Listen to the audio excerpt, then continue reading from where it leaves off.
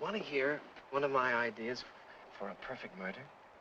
You want to hear the busted light socket in the bathroom or the carbon monoxide in the garage? Neither one. I may be old-fashioned, but I thought murder was against the law. Hi guys, and thanks for joining me. I think if you have been reading my blog for a while, you know I like to do a classic movie every week.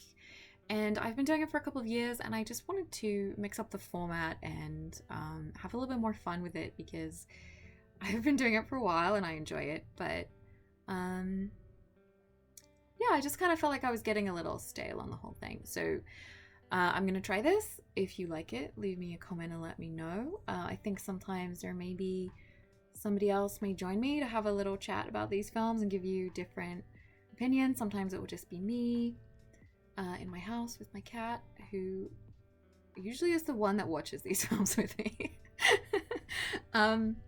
So first film that I wanted to share with you in this format is Strangers on a Train, which is Hitchcock's 1951 film. It is adapted from a book by Patricia Highsmith. I haven't actually read the book myself. But I do quite like when Hitchcock adapts a book. I think he manages to bring things out of the book without changing them too much.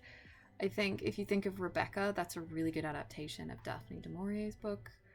So I don't know, just an interesting point of view there.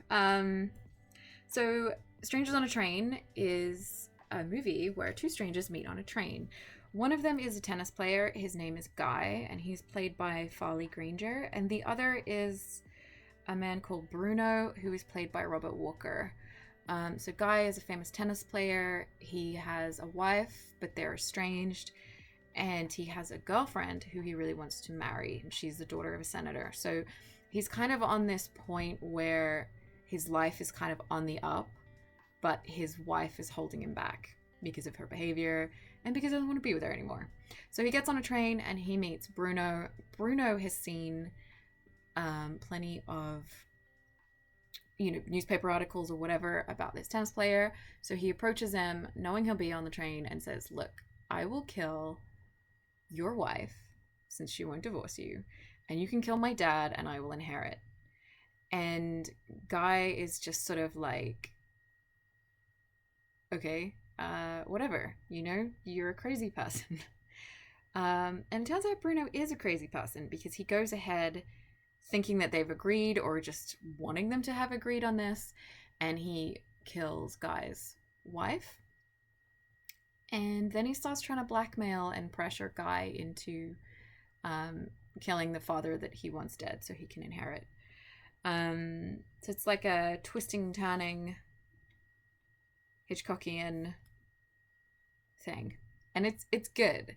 It's very entertaining, and I think it's probably one of Hitchcock's sort of lesser known films. It's in black and white, so it's not got that kind of, some people don't think of Strangers on a Train when they think of Hitchcock, basically, but some people do.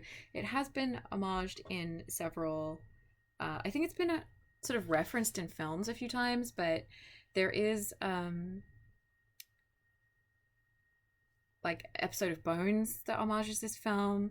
And if you like your Canadian stuff, which I do because I live here, there's an episode of Murdoch Mysteries, and there's also an episode of Due South that kind of reference this film. So it has had a big influence cinematically. Let me think, what else did I want to tell you about this film? So the person that plays Guy's girlfriend, Anne Morton, Hitchcock actually didn't, like, he picked her because he didn't like her. He wasn't attracted to her, which is kind of weird. Hitchcock, I mean, it's probably lucky for her. Hitchcock was not like a very nice guy to work with, I don't think. If you were an actress, there are plenty of stories of him ruining people's careers and just generally kind of being horrible to women and stalking them, and just, he definitely wasn't somebody that would survive the Me Too movement, shall we say. Pat Hitchcock plays Anne Morton's younger sister, I think she is. So Pat Hitchcock is Hitchcock's daughter. She started to appear in a few of his films as she grew up. So yeah, this film kind of works in sets of two. So there's Guy and there's Bruno, like opposing linked forces.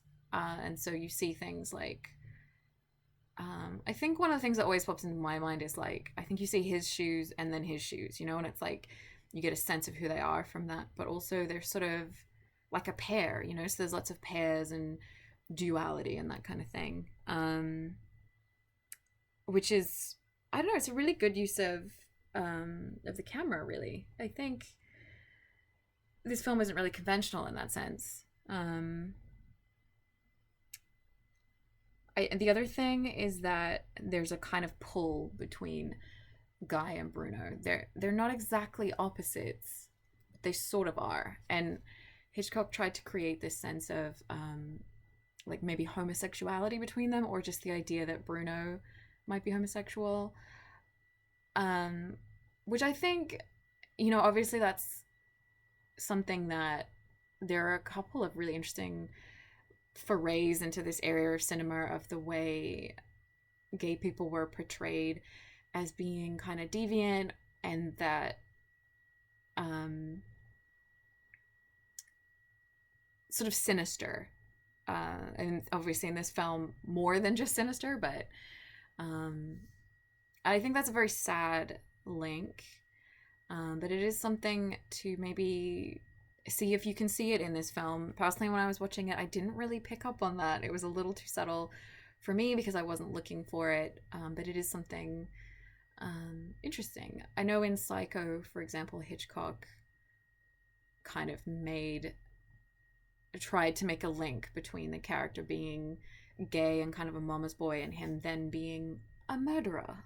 So, and then you think of M with Peter Lorre, so that's another one where you can kind of see this link.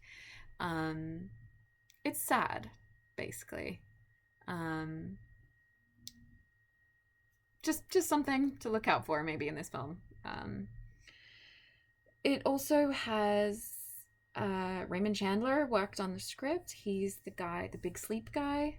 That may not make any sense to you if you don't know who he is. He wrote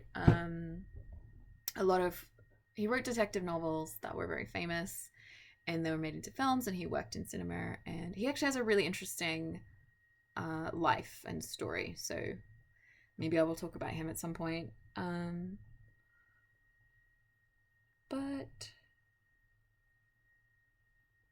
Yeah, the tagline for this movie was 101 minutes of matchless suspense.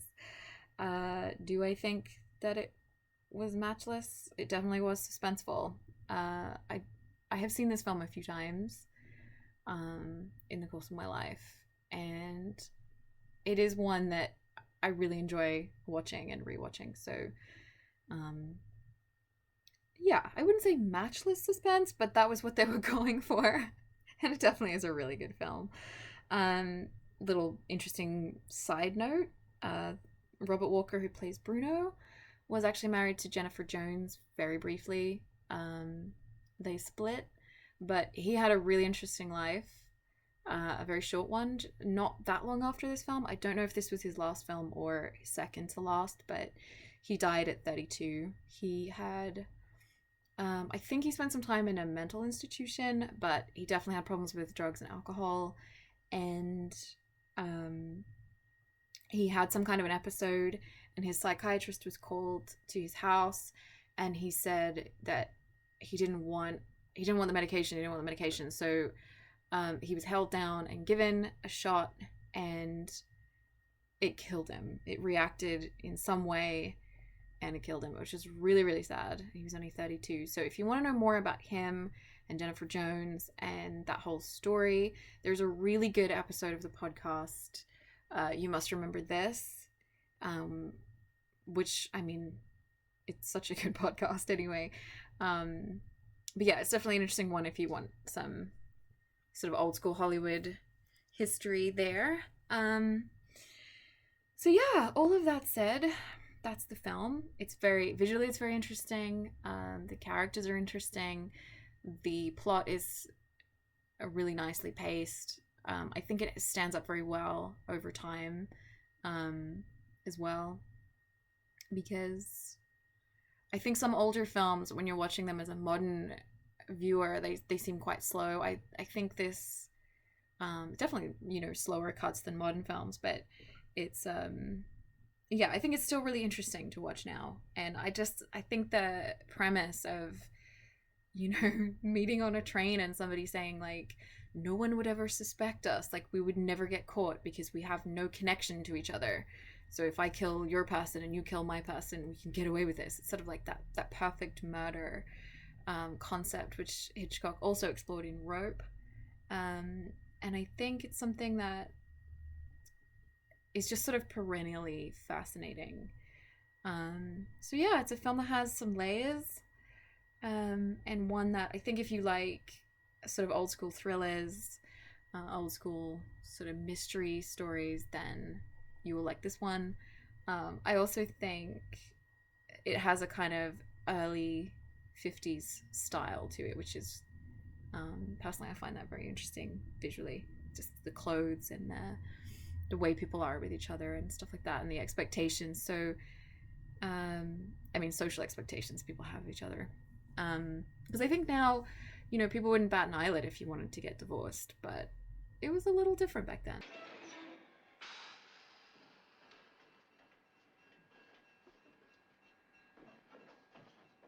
Anyway, that's Strangers on a Train, 1951, directed by Hitchcock. Definitely want to check out. So if you've seen this film or you want to add something, obviously I can't cover all of the history and ins and outs of things with this film. So if you want to chat about them or add anything, I love it when you guys do that. So leave it in the comments. If you want to have more of this kind of format, let me know, because I quite enjoy doing it this way. It's fun. And I will see you guys next time.